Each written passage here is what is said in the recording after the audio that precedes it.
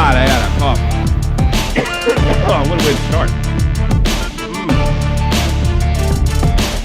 Hey, what's happening? Welcome to Glory Hunters podcast. Took a week off because did you really want to talk about the super exciting international week, Nick? What super interesting international week? Oh, it was last week. You know, Panama beat somebody, I heard. I don't know. Maybe they did, maybe they didn't. I didn't watch last week. I couldn't wait for the MLS playoffs, and yeah, I thought that's probably one of the most exciting things of the weekend. But there's a lot of stories we can hear to cover for the whole week. What's going on, Fallen? See you in the chat. And if you stick around long enough, if you got something to say football-wise, we could pull you. Join the Discord, be a part of our little club online. Lots of games to watch. We did a Nick streams FIFA once in a while. We did a watch-along yesterday with some of the Glory Hunter crew. We'd love to meet you. These relationships and developed. I have a Vahan Wiesbaden friend that comes over and watches football, which is great. We're going to game in a month, or last game of the season before the break. So we got lots of stuff. Oddballs at the end, the whole nine. And, of course, we put a title in that'll probably piss off half the United States and probably half the world. And Pulisic loving Trump, which I don't know if he does or not. But we'll get to that later. But let's go on some of the other bigger stories. Do you love Trump? Let's further piss everybody off. I am indifferent to him. You're indifferent. He's not a politician in my country. There's nothing to do with Trump. You're just kind of indifferent in general. That's what I've noticed. I just don't mess with other countries' politicians. Okay. I stick to my lane, my country. Well, I'll tell you about yours. Yours sucks. How about that? He's terrible. All right. You wanted to talk about this. Leon, although I wonder if there's been an update in this, has gotten provisional relegation because of, I don't know, because of American ownership. They ain't making enough money. It's a big club, folks. If you want to say that any team in the French league is big, this is a big one. I think that's fair, right? One of the bigger ones. Yeah, they won 7 titles in a row in the 2000s. Woof. Until some bazillionaire bought PSG. Yeah, so, this is a big club. This means a lot to French football fans, which means it doesn't mean anything to every other European. And, what's up with this? You explain to me, why would they, how does something like this happen? Just explain it to me I have an idea, but just for the average American, why would somebody be relegated without actually getting relegated? Well, like it says there, it's to do with their financial situation. So I don't know exactly the rules behind it, but a lot of leagues have financial rules in place to stop clubs overspending or going in too much debt, so that they, it ruins everything around there. Like the players aren't getting paid and whatnot. And Lyon have found themselves in over 500 million euros in debt, I think it was, they said. Where'd it go? And so they've managed to, ruin themselves. And so the rules state that they could be relegated if they don't sort of find a healthy way to move past the financial situation. Why don't they take a $500 million loan out? Yeah, I know, because I know it gets really complicated with the economics with it, because I know Barcelona were in massive debt, but that didn't matter so much because it's as long as they have a good timeline on how they can pay it off. There's not massive interest on the loan or something like that. And so Leon can probably find a way where it's look, we can get the money and pay it off over the next 10 years and we'll be fine and they'll be okay with it or something like that. But as it stands, they are facing relegation despite being 5th in the league because their finances are all messed up. I hope they get the Champions League and get relegated. That'd be a first, I think. That'd be funny. Well, as everybody knows, out of all the big 5 countries, Liga is absolutely the worst, the most uninteresting. Would you rather watch the Dutch or the French league? If you were in hell and you only had a choice of the two, Dutch or French. The thing is, I'm not a French league hater like you, so I don't mind watching it. I didn't really hate the French league. The standard certainly is lower. I will 100% agree there. It's the lowest standard, but I I don't actually mind it for Mm. entertainment wise. I find like the Really? Spanish league more of a bore fest, It's a if I'm bore being fest. honest. If it's not El Clasico or Atletico involved, it really isn't much. No, you're probably right. Just very slow passing football, which I mean is Mm. fine, but it's just not exciting for me. I Whereas guess like the French league is a lot more physical. Like if you're a Premier League club looking to sign someone, the Mhm. French league is probably a safer Yeah, choice than like the Bundesliga. We've seen a gotcha. lot more players succeed making that jump than we've seen people making the jump from the Bundesliga and succeeding because of the mainly to do with the physicality is the closest you're going to get. Obviously, quality wise, nowhere Mm. near, but Mm. No, yeah, I but don't it's know. no. I think that's Holds interesting. interest for me. The French have the tougher league than the Germans. That's just kind of funny in general, but I believe Hmm. it. Oh, they're always looking to the refs. The Germans are German referees. I think are they strive for boring football because you get these German refs, and it's not all of them that they'll call every tug because it's against the rules. And sometimes it makes for really boring football. But nah, I guess the lack of movement and I guess PSG always being on top. I think one of the best leagues in Europe might be two best leagues in Europe are Serie A and Championship. If you want really excitement, in my personal opinion. Yeah, Uh, Serie A seems to be changing every single yeah, that season sounds at the fun. moment. Yeah, at the moment we'll see. They've Inter and AC Milan have dominated for years on end in the past. So that's interesting. Will they sell all their players by just after the season? Will that be the way to do it? I'm not sure exactly. They're Mm. probably going to have to sell some players, yeah. So someone like Ryan Cherky will probably go, or Mm. Maxence Coqueret in the midfield is pretty good. Oh But boy. Mm. I don't think they have any like big money players to sell sort of thing. So it's Yeah. like, yeah, they could probably sell players, but I can't imagine it'll make that much of a dent because they Mm. don't have anyone who's going to go for like 50 plus million, I don't think. Yeah. And this is one of those situations where somebody's getting punished. Like this is a bigger club. Like I always complain them going after Forest or some tiny team. They're bending rules so they can keep up.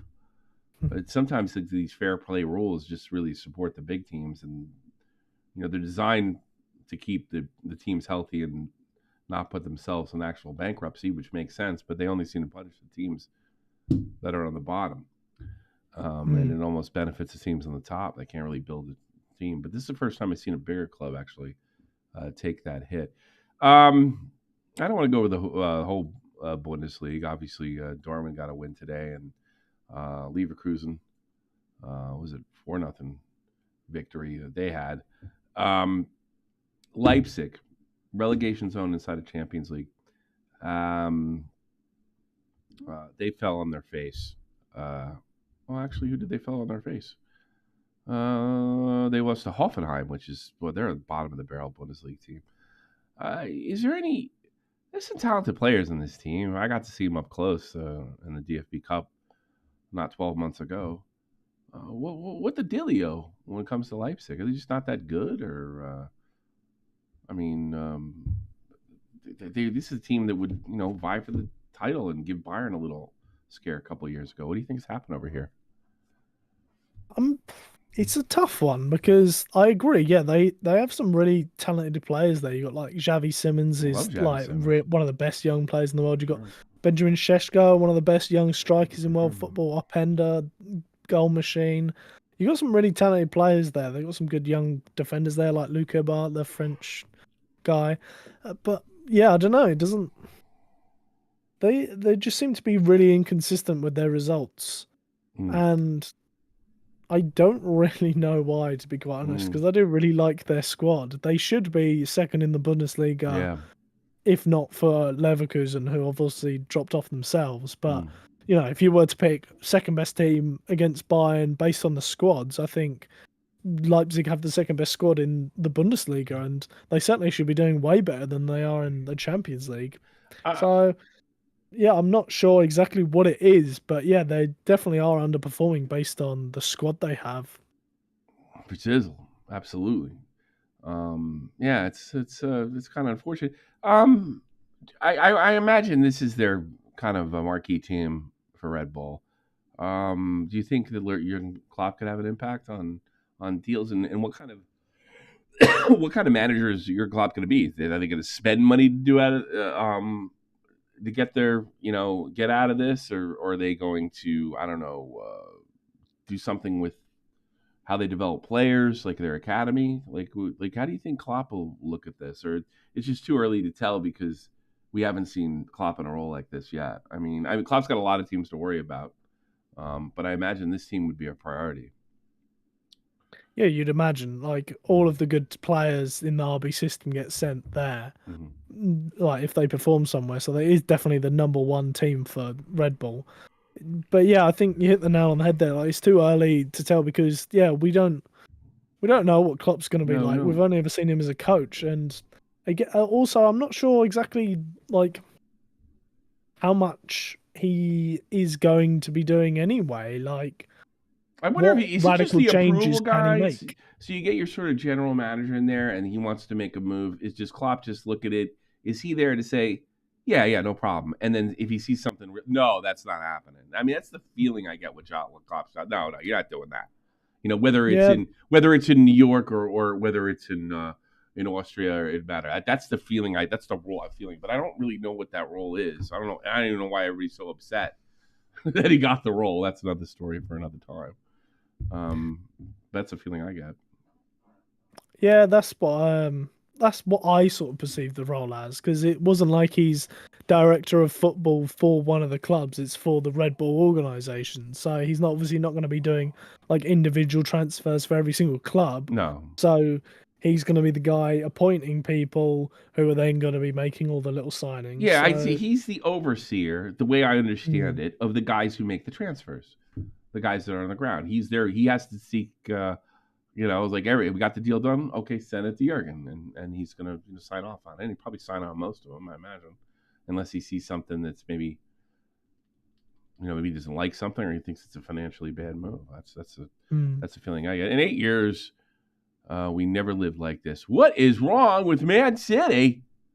Pep Guardiola lost his 5 matches in a row for the first time ever. What's wrong with Man City? injuries for the Mm. most part, I would say. Losing Rodri is Yeah, like huge. they've never had someone to really replace Rodri. That's the thing. Like Mm. for years now, they've never really been able to find an adequate backup. They signed Calvin Phillips, who never really seemed to ever be that guy for them, even when he was fit. They never really seemed to like him in that role. And they've not really signed anyone else to replace Rodri. So you lose Rodri for the rest of the season, who's just won a Ballon d'Or. So you're losing a Ballon d'Or worthy midfielder, and you have no one else who's really any good in the role he plays, which is a really important role for their team.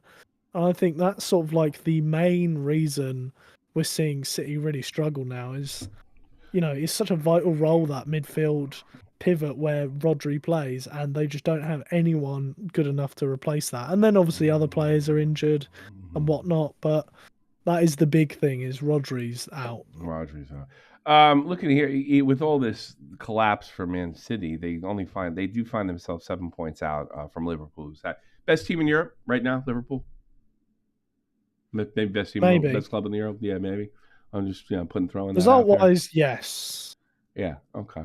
I'm not trying to I know you're neutral, even though you're And speaking of, this City collapsing is really helping Chelsea here because Arsenal, I don't feel like they have it this year. Arsenal, it does not feel like the team of the last 2 years. Um, I'm not as scared of them as I would have been this time last year or even the year before. And Liverpool looks just extremely dominating. But this does create some opportunities for your club. And I got to be honest with you, I like watching Chelsea. I like those guys. I like this club, and I like what they're doing. And perhaps, their record, they're 2-2-1 in the last 5. That's not super spectacular, but it's not like anybody at the top's blowing my mind here. And there were some big teams, and one of the draws was against Arsenal, I think it was. Yeah. Yeah. Oh, yeah. And Fair enough. Yeah, that's who was true. the other draw against? I think it was someone else good as well. I can't think. But yeah. And your next game's against Villa, who's not the Villa of last year either. So yeah, Chelsea's looking real good. Is anybody catching Liverpool in your opinion? Because I think it's too early. I think we've seen collapses from Liverpool last year. I think it's a little too early, even with some. If someone's going to do it, it's Manchester City, because we've Yeah, seen them do it so before. many times. We've seen them catch Liverpool, who have had big leads, and we've seen them catch Arsenal, who've had big leads. So whether they're going to do it this year, I don't know. But if someone is going to, you've got to imagine, surely it's going to be them, right? Speaking of cheating, spending too much money, let's stick with Pep and hear what he has to say. We already knew you were going to be here when the decision over the 115 charges is made. But now we know you'll be here to deal with any fallout, if there is any fallout from that. That feels like a big commitment or a real kind of show of faith in the people running the football club by you. This guy asking a question, or is he making a statement? That's what I want to know. I said that 6 months ago. You have in my interviews here said the same. So not because now I extend the contract and pretend to be, oh, how nice is Pep. I said 6 months ago, 1 year ago, when everything, when all the clubs accuse us to have done something wrong. So what happened? You got relegated. I will be here. Next year we'll come up to the, I don't know, the position of the conference they're going to bring us. We're going to come up. We're going to come back to the Premier League. I knew it there and I feel it now. Do you believe that for a minute?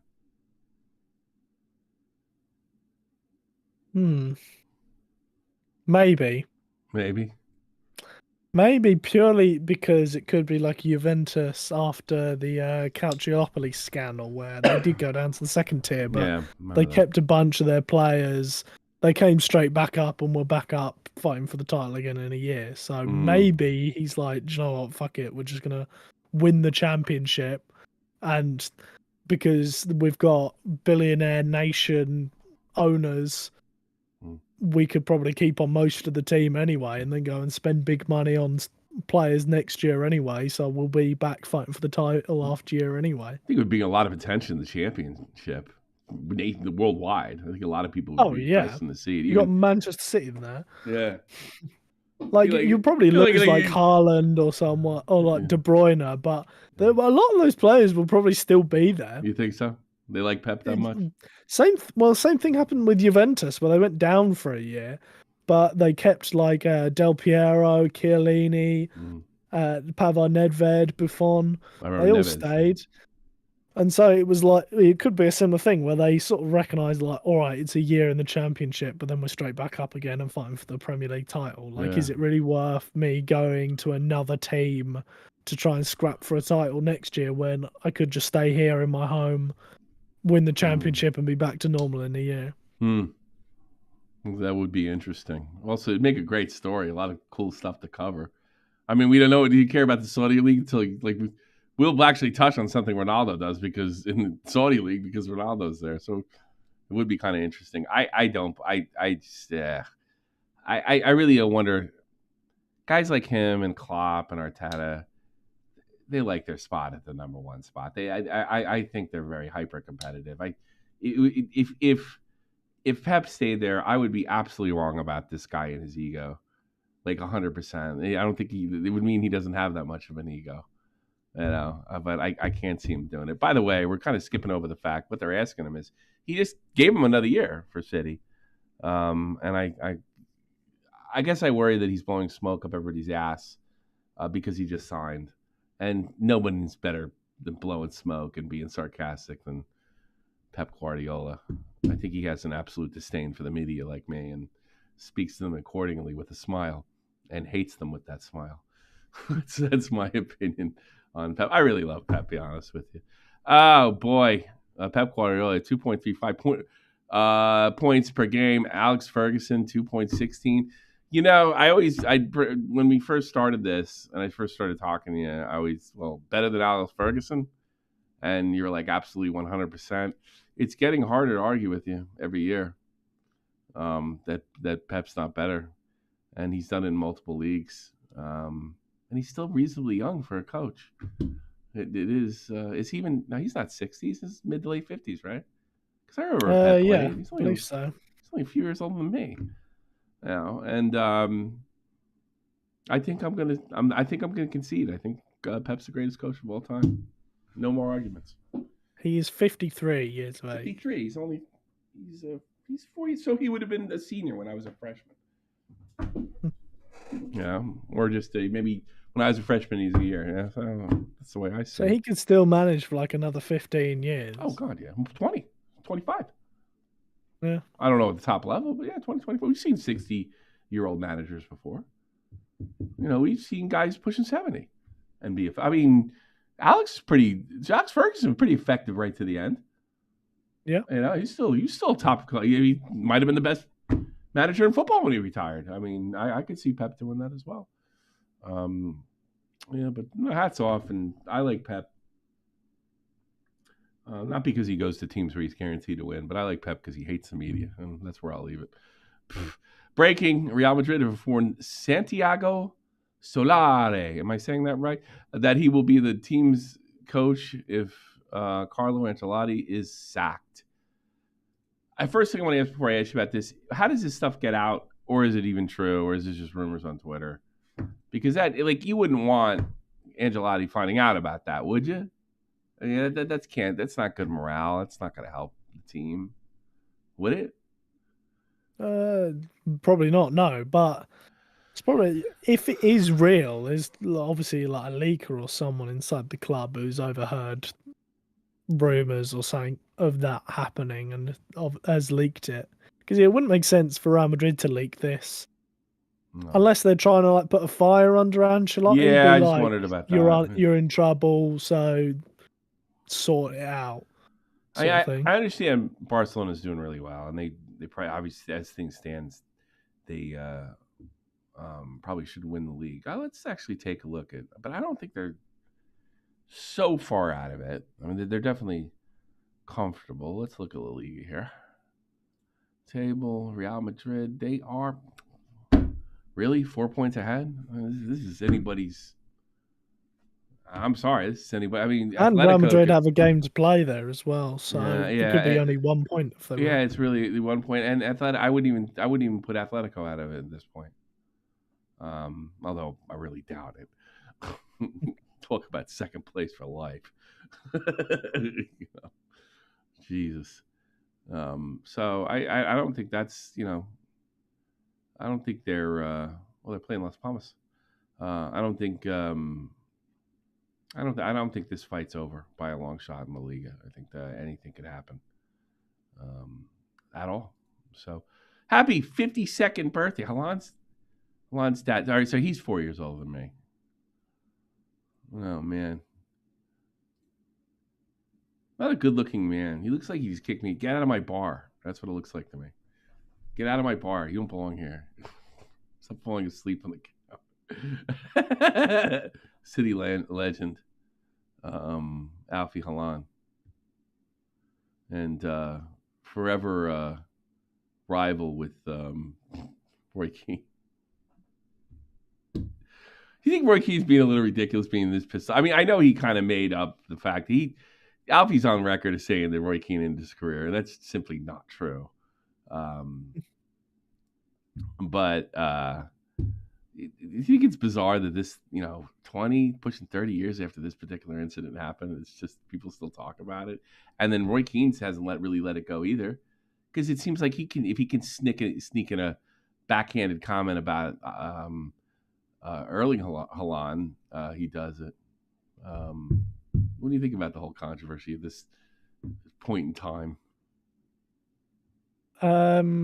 If he's seriously still bitter about it, he's pathetic, if you ask me. Really? I think they both are. Like a little schoolgirl holding a grudge. But he might just be playing it because it's the mythos of Roy Keane. That's true. That's true. Well, Keane's not over it. And I don't think Alfie's over it either. I don't get that feeling that Alfie's over it either. Maybe. But I think, get over yourselves, you're grown men. Yeah. If they are still bitter at each other for this one incident. But, like I say, it does build the mythos of Roy Keane, so it sort of helps his image anyway. Is this hard man, because everyone remembers him as the guy who ended a guy's career. I don't think it helps when he considered Erling Haaland. I think people are getting a little thinking that's a little ridiculous. I hear people in the bar saying that like grow up, Roy. You know, like because it's one thing to be pissed off at Alfie's kid, really. You know, that seems a little odd. You know, I don't know. Sometimes Roy gets on my nerves, to be honest with you. He's like an Irish uncle of mine, just telling me what to do. You're not doing it right. I didn't ask you, uncle. That's what it reminds me of. And I think say what you want about, you know, his style of play or how Pep has him playing. I like Erling Haaland. I think he's a real. If that was my kid's hero, I wouldn't have a problem with it. He seems like a pretty upstanding guy. Yeah, I think he's a top player in a class act.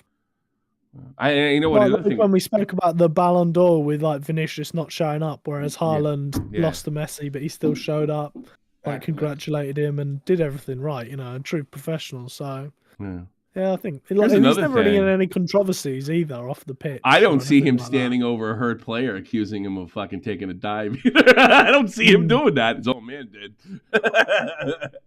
I mean, yeah, he's like a pretty clean player in the sense that like he's never in any controversies. You know? No, he really isn't.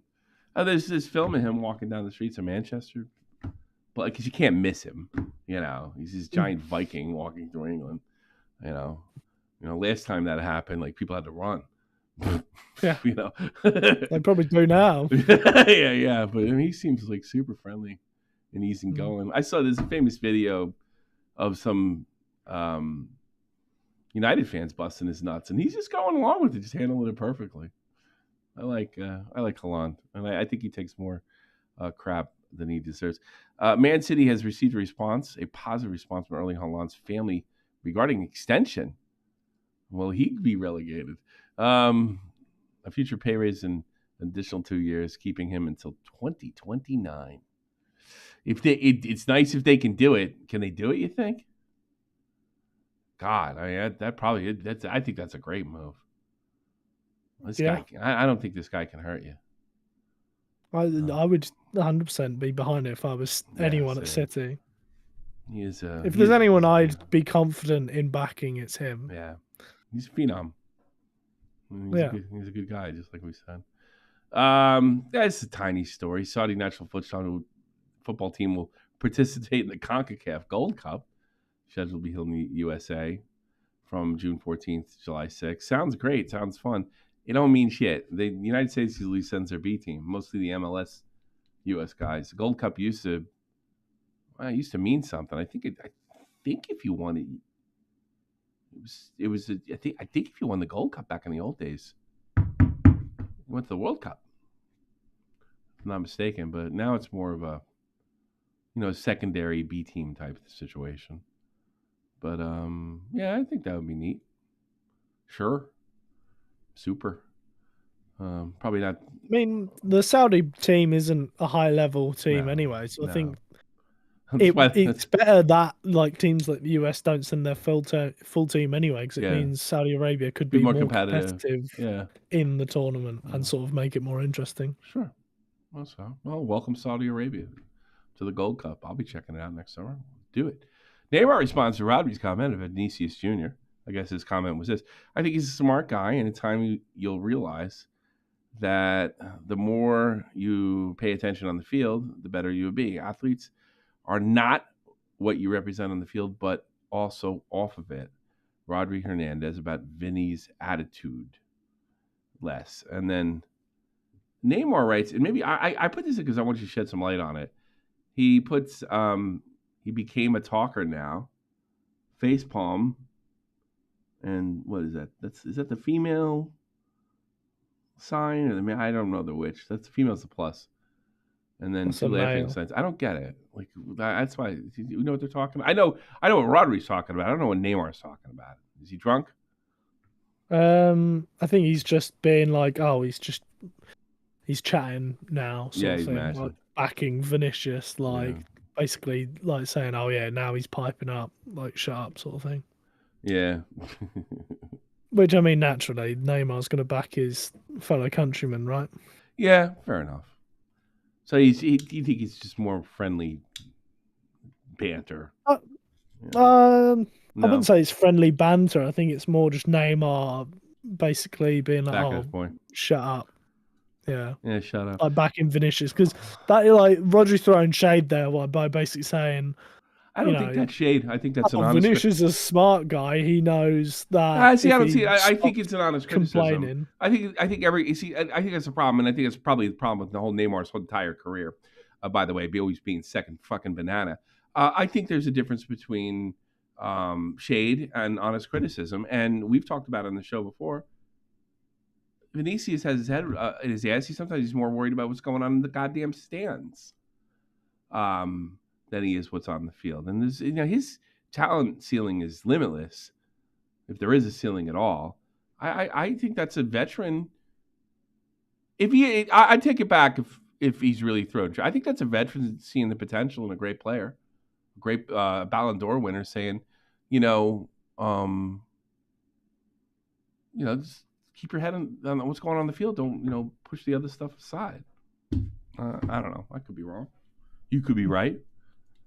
Oh, he became a talker now. Oh, yeah. And Neymar, maybe you should have done the same thing.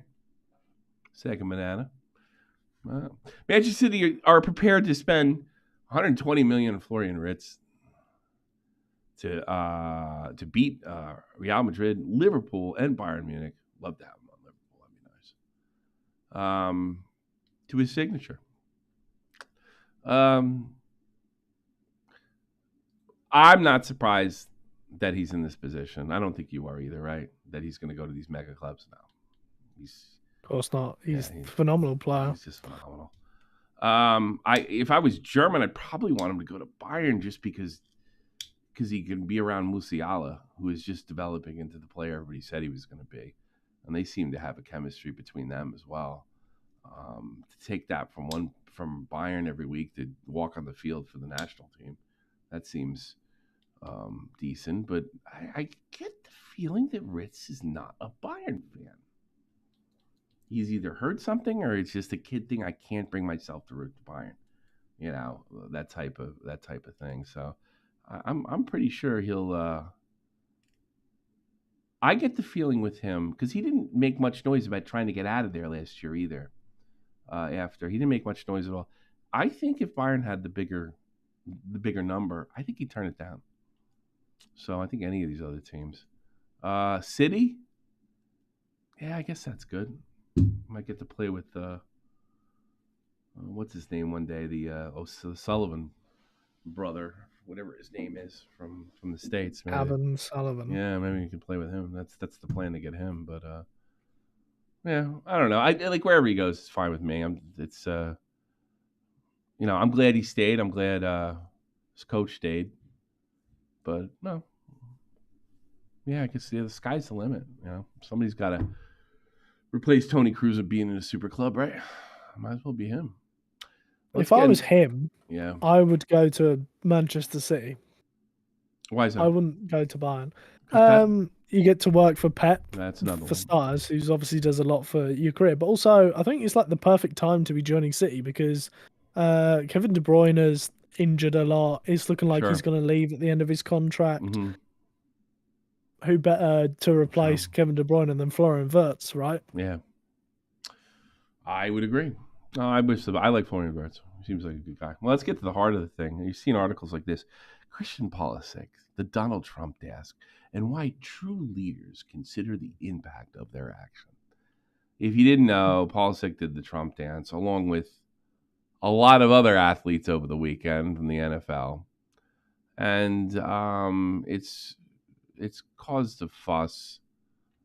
It's really ridiculous. And it even inspired a absolutely stupid and salty comment from Tim Howard, who, whether he knows it or not, just pissed off half the fucking fan base. Unreasonable. Here's my personal view on doing a dance that mimics Donald Trump. Is why it's stupid. Because whether it's the President of the United States or my neighbor down the street, I would never back somebody who I believe is racist. I wouldn't glorify that. I wouldn't do it for anything. And I'm not even considering that maybe he doesn't feel that way about Trump and maybe he doesn't think he's racist. But I'll go on. If someone feels strongly the other way, no problem. But if you're going to make a political statement, to be bold and brash enough to stand behind it. Don't go quiet and don't plead innocence like Christian Pulisic. So basically, Christian, after they asked him why he did the Trump dance, he says, "No, I saw some guys in the NFL doing it, so I thought I'd do it too." I don't know if that's true or not, but I don't like. It's obvious that Howard here is trying to fit the MAGA cap on him. I really personally don't care. I don't think most people think he cares, and you know, he goes on. You can't have it both ways. You're on one side or the other. That sounds awful lot like with or against this, doesn't it? Yes. If you are bold enough to make a public statement, and again, we're assuming he thinks Trump is racist and is supporting that racism. We're assuming that it's a public statement. We don't know, but I mean, he could be pretending it's a kind of like a political statement on the side. I don't have a problem with that, but own it. Why would you want him to own it? I know why you want him to own it, so you could put him on the other side. So you could other him. I think Tim Howard's making an absolute jackass of himself. If that's still what Christian Pulisic chooses to do, but his explanation is that doesn't wash. Yeah, he wants him to declare.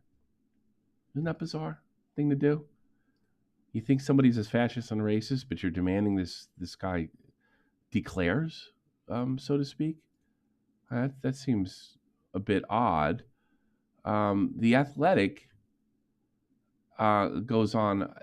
It really basically says that he wants to be a leader, but he does stuff like this. Well, he is a leader. He's the captain of the damn team. And I also noticed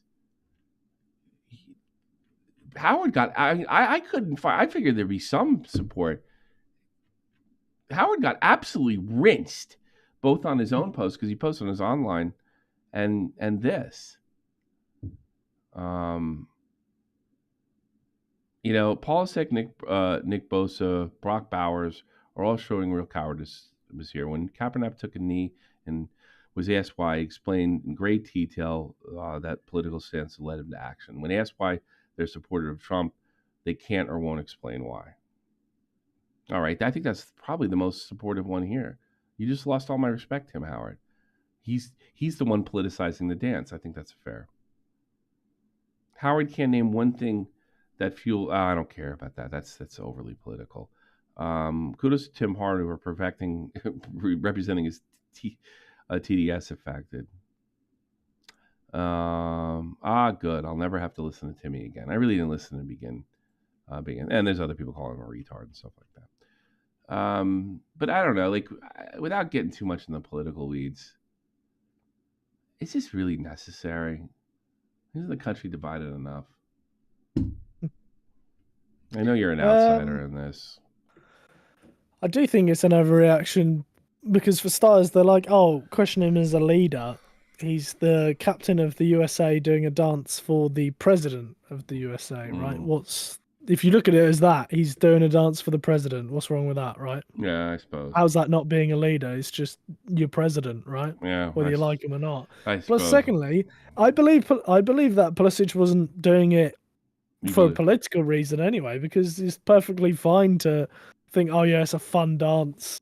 People are doing it. Fuck it, yeah, I'll get in on it and do the dance as well. Is it because I love Trump and I want to dance to show my support for Trump, or is it, oh yeah, it's just a fun dance? Sure, whatever, I'll do it. Who cares if it was Trump that started it, right? I think it's completely believable that you just think you want to do it because of the dance rather than the thinking, oh, I want to show my support for Trump. So, yeah, I think it's just completely blown out of proportion. It might be you make an argument that he's just doing a meme.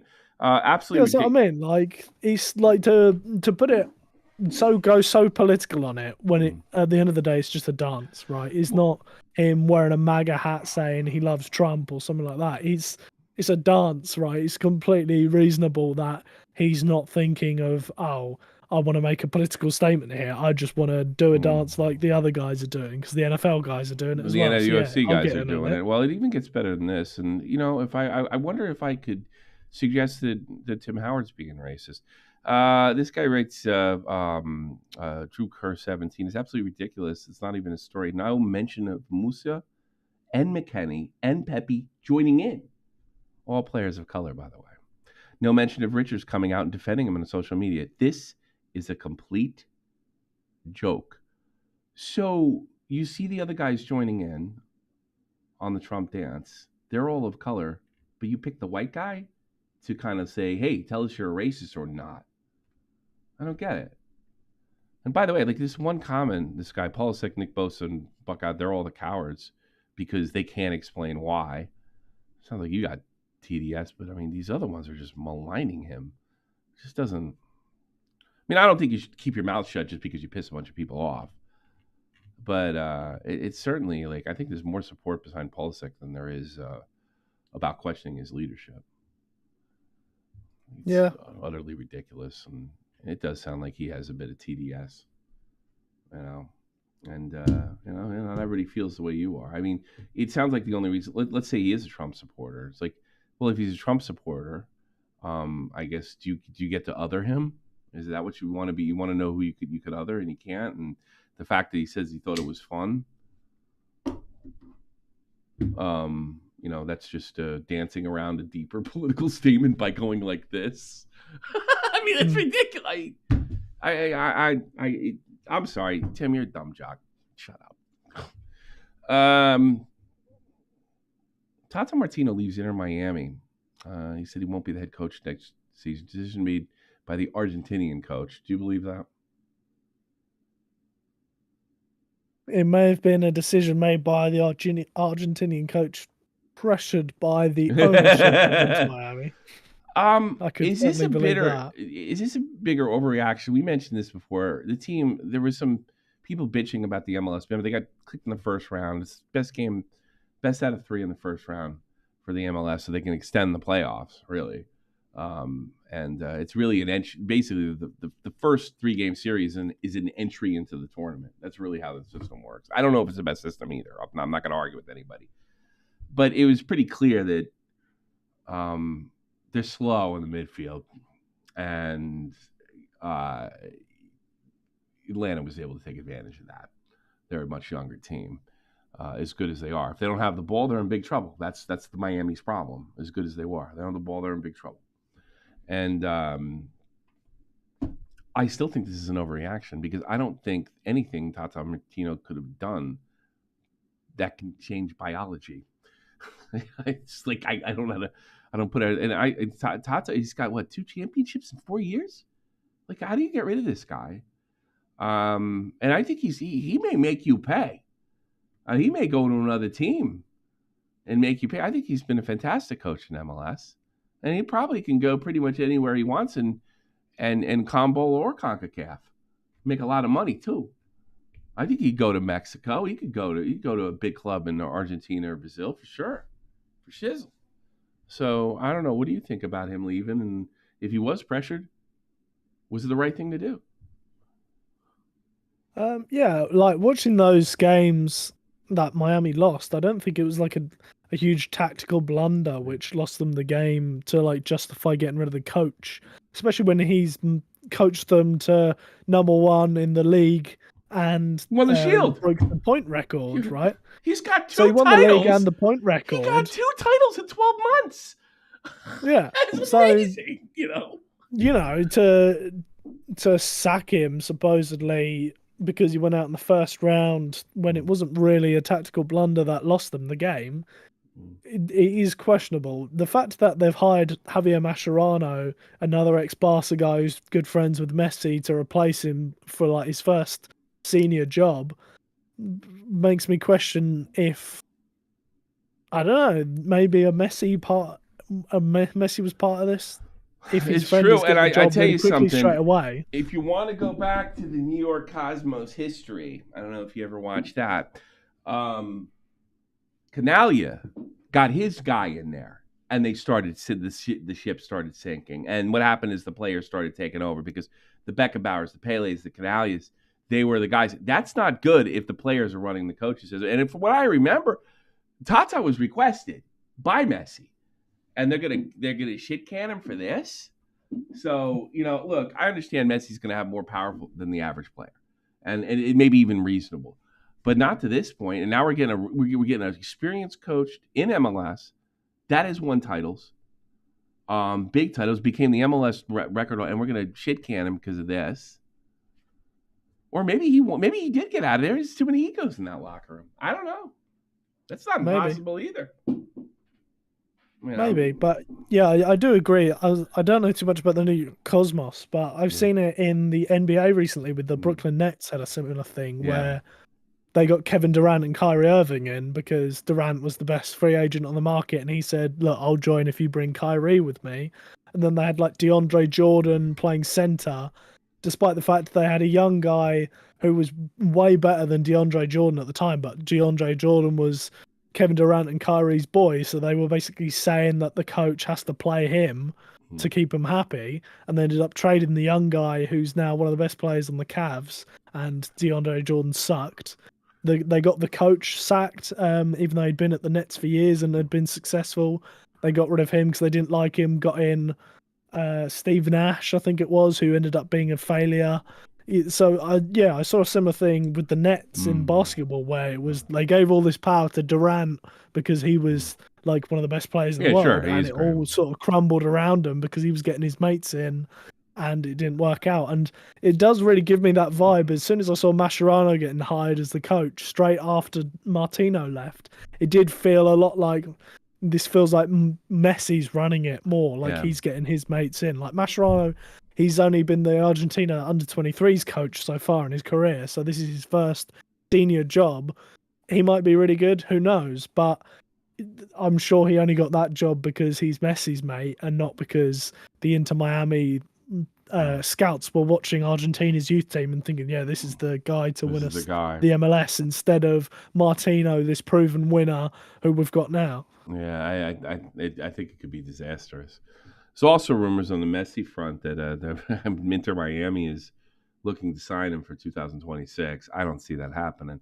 And I've also seen some articles over the last week of Messi talking about making one last saying goodbye in Barcelona, which a lot of people predicted he is. Keep in mind, Messi only has one more season left. There's not a lot of international stuff unless he continues to play. I almost wish he'd retire from the Argentinian team because I think this is it for Lionel Messi in MLS, I guess. And we don't even know what he's going to look like next year as far as keeping it together. Yeah, I think this is a huge mistake with potentially. And by the way, I think your NBA example is perfect. I mean, I'll go to hockey. Mark Messier going to the Vancouver Canucks. They actually took a guy in the States. They retire numbers. You never can wear them again. It's not temporary. It's permanent. Well, there was some guy got in a car accident, had his number 11 retired, and the Canucks, Messi wore 11. Took the fucking thing down. They put it on his back, which is like unheard of in American and Canadian and sports. And he supposedly had too much pull and became a secondary coach, and it didn't work. And I mentioned, Canalia putting his boys. I mean, Canalia is generally thought to be. Giorgio Canalia is generally thought to be the guy that actually put the Cosmos in financial upheaval and basically led to its downfall. There was other things like Atari fell apart and there was bad business and stuff like that. But I mean, no, this is. I wonder about Miami. Fix your midfield, not your coach. There you go. Sorry, Baguettes might be too slow to be out there, whatever his name is. The year of the upset, Columbus go out by my team. Miami, now LAFC. No El Trafico this year in the semifinals or the conference finals, as they call it. Interesting side note. I'll tell you exactly why they lost. Seattle only has, I would say, one forward that can really put it in the back of the net, and with Jordan Morris. But the rest of the team are just grinders in defense. They just grind you. They can take a high-powered offense like LAFC and just grind you into nothing. And there was an own goal by LA, and then Jordan Morris found the back of the net. I think it's the 110th minute in extra time. But they grinded him out, and I really want. I don't know if they could do it again against LA Galaxy if they end up playing them. But the thing is, in the last 14 games, I think it is, Olivier Giroud has not put it in the back of the net, not once. And there is some whining from some LAFC fans that I saw. Not a lot. But I just want to keep in mind that Giroud has been playing since, probably practicing since July of 2023. He's been in the Copa, he's been in the Coppa Italia. Were they in the Champions League with him? He played Champions League or Europa Milan. League last year? Yeah, when he was the last year. I can't remember if it was Champions League or Europa League. But they were in Europe, so really it's relevant. Yeah, it was a Europe. Yeah, he was in Europe. The same amount of games. Yeah, right? same amount of games. He was in Europe. Coppa Italia, Europe, Serie A, and a lot of times scary because Pulisic and Leao kind of had cold spots during the season last year. He actually spent a stint in goal. Right after that, he went to France in the Euros. Right after that, he went to LAFC. That's well over 14 months on a football pitch. Thierry Henry talked about it. He said around September when he pulled it off after he left Barcelona to come to the New York Red Bulls, Metro Stars, that he really started feeling it because you're not supposed to put your body through this. And if you're going to say, well, what about Messi? Messi's season ended in May. And then he was down there in late July or early August for Leagues Cup. Pretty much the same amount of time that you would have in between two seasons anyway.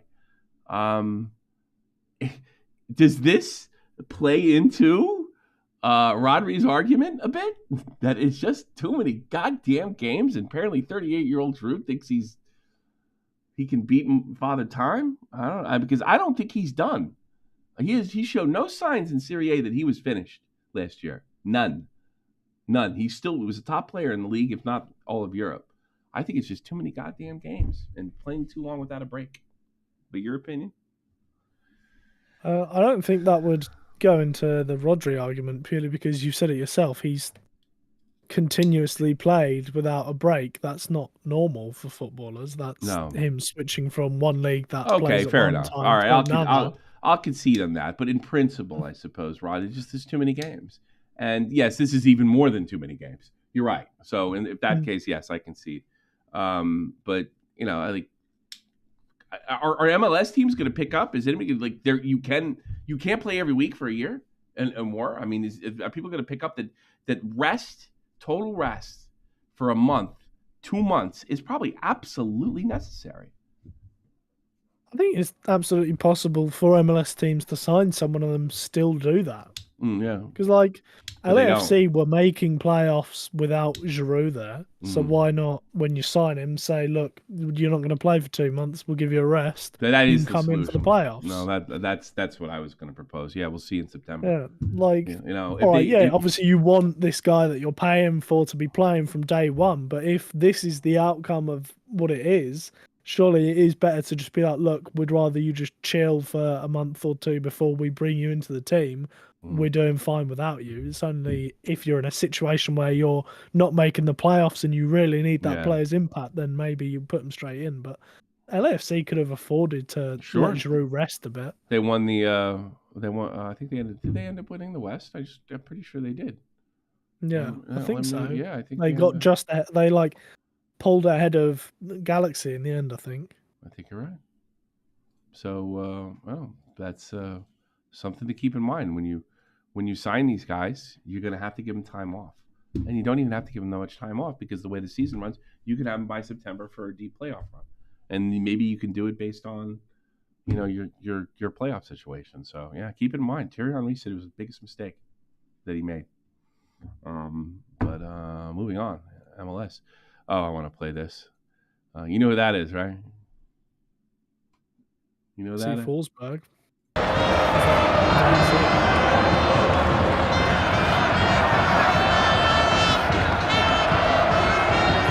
New York is red. Yeah, it's our favorite.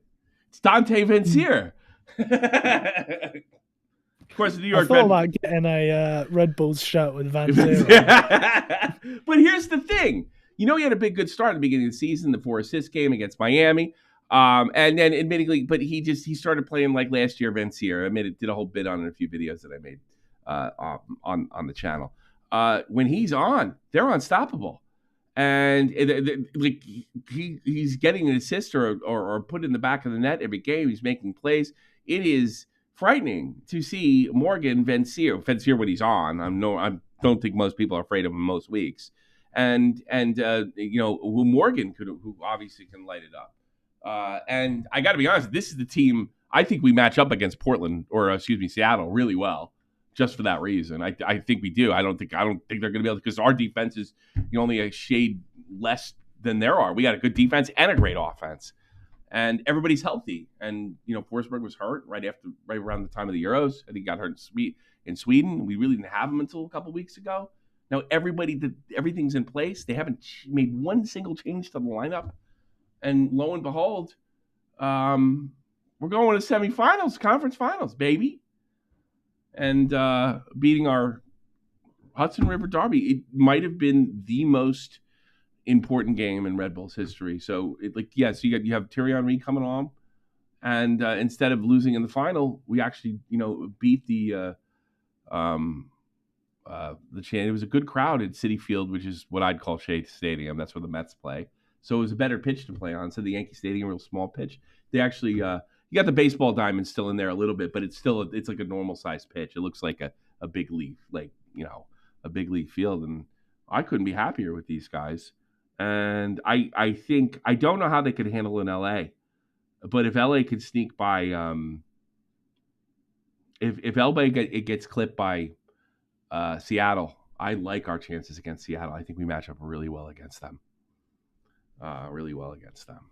Any interest in the in MLS, or any comments about MLS in general? Only that I have noticed the Van Zier effect with Red Bulls, where he has been kind of clutch for the playoffs, hasn't he? He was the catalyst in the last round. I saw he was obviously the guy getting the assists and the goals, and then in this one, a goal and an assist to win 2-0 against New York. So really tough. A header to put it on Cabraro's leg for left-handed shot, just an absolute screamer. It looked like a Premier League goal, like an absolute screamer from outside the box. And Vencier did his job. He made it happen. He made the play.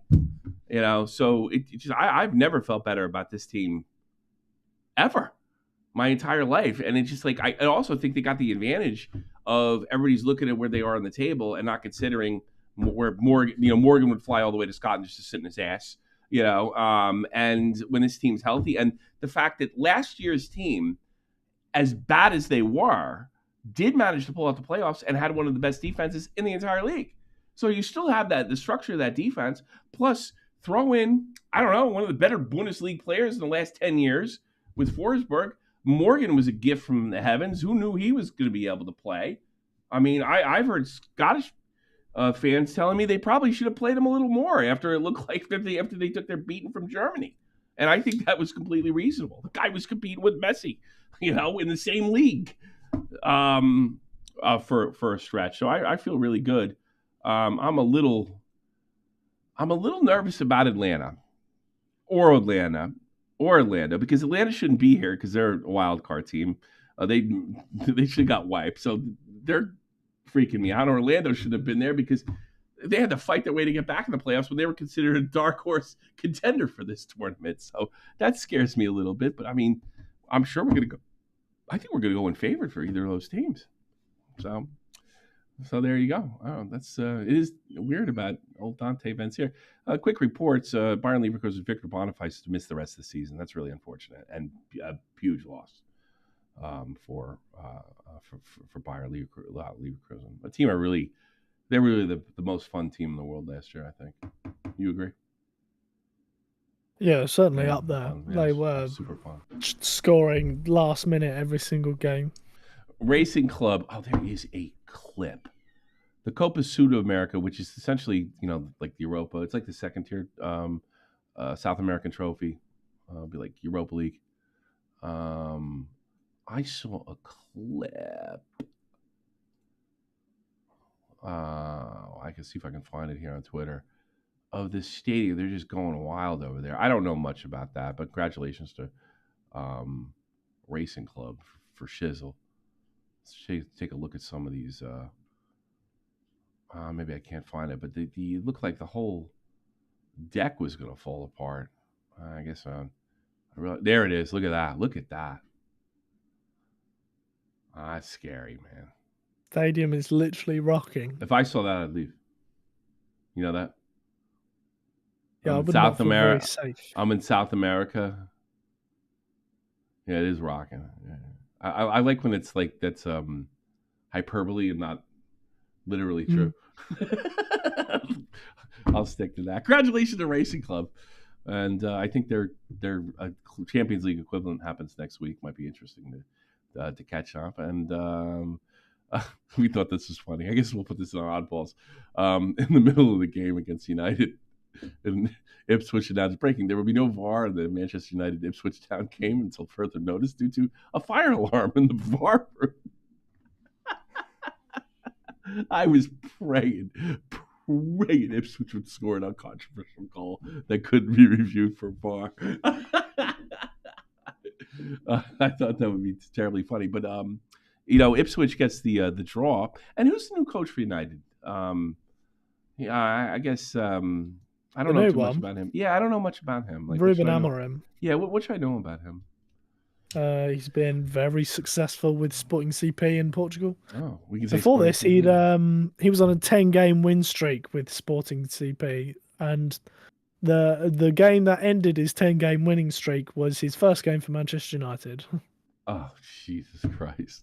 I can't believe they allowed coaches to leave mid-season. That's just not right. Yeah, go there next year, jerk off. Get an interim coach. I don't like that. Whatever. So, Keith, do you think he's going to positive impact on United? I think so. I think he's a good coach and he's done a very good job in Portugal. I think he's got some very interesting ideas. Liverpool wanted him, supposedly, before they got Arne Slot. But I always think United are going to do better than they are. Right? Like, they usually have transfer windows where I think, oh yeah, they've made some nice signings. They should step up here. And then they don't. Yeah. They signed Eric Ten Hag, who looked really interesting after Ajax. And then they just didn't get better.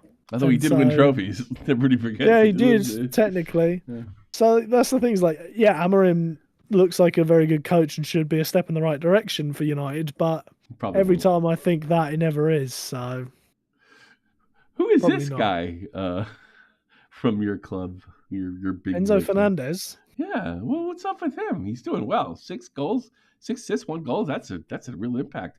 What, 3rd place overall in the Prem? That's very nice. 1 point away from really getting into it with Liverpool. Yep. Why should I know this guy other than his prowess on the field? Well, obviously, he's been getting a lot of heat since he joined Chelsea because they spent over 100 million to sign him. He was the best young player at the World Cup for Argentina. He won the Golden Boy Award or whatever it's called. And he's not been in the greatest form since joining Chelsea until this 5-game run, which just so happened to coincide with the fact that he left his wife, who he has children with, 5 games ago because he wanted a party life, supposedly. He wanted to, cut ties and go sleep around and have a great old time. And since then, he's hit the form of his career at Chelsea. So make of that what you will, I suppose. I'll take it. Seems like a good move. So he basically went to his wife and he said, "Look, honey, I want to fuck other people." Is that what he did? That is supposedly the story. It was like basically because he was like, "I'm in the prime of my life." He's got all these good-looking women approaching him because he's this big, successful footballer, and he was like, "Do you know what? Married life, not for me. I want to experience things. So see you later, wife that I have children with." Hey, listen, I get leaving a pain in the ass wife, or maybe that I do not get leaving the kids part. That's the weird part to me. Like, I assume he'll probably still see his kids, but yeah, but it's not the same. Yeah, obviously. That's everybody says. You'll be sure. That's everybody said to me. Is, "Are you going to be able to see him on weekends?" It's like, yeah, because good. I get to be half a father. But I mean, some people that's not that important to. Good luck with your career. If it means he's doing this, it means he's doing this on the pitch, then go ahead. Sorry, Paco. I got goals to score.